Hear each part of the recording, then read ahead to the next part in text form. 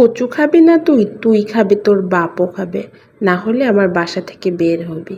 জি হ্যাঁ, আজকের রেসিপি কচু। চলুন তাহলে কচু সম্পর্কে আজকে জেনে নেওয়া যাক। আসসালামু আলাইকুম, কেমন আছেন সবাই? নতুন আর একটি ভিডিওতে আপনাদের সবাইকে স্বাগতম।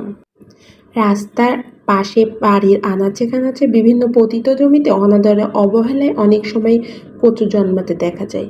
বহু রকমের কচু আছে, যেমন মুখী কচু, পানি কচু, পঞ্চকচু, ওলকচু, দুধ কচু, মানকচু, শোলা কচু।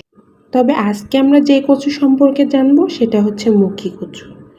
মুখী কচু মূলত মৌসুমী সবজি হলেও এখন এটা 12 মাসই পাওয়া যায়। এটার ভাজি, ভর্তা এবং ঝোল খাওয়া হয়। কচুর উপকারিতা বলে শেষ করা যাবে না। যেমন কচু কিন্তু অনেক এনার্জেটিক সবজি হিসেবে কাজ করে। এটা ক্লান্তি হ্রাস করে।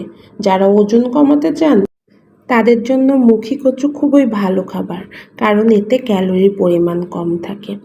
কচুতে রয়েছে প্রচুর পরিমাণে ফাইবার, যা আমাদের হজম শক্তি বৃদ্ধি করে এবং পাকস্থলী পরিষ্কার করে।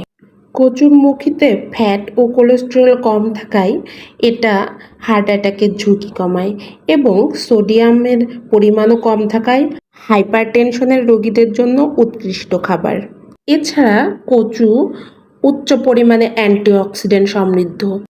কচুতে রয়েছে ভিটামিন এ, বি এবং সি। এছাড়া রয়েছে copper, zinc, manganese, magnesium, calcium এবং আয়রন। এগুলো আমাদের রোগ প্রতিরোধ ক্ষমতাকে বৃদ্ধি করে।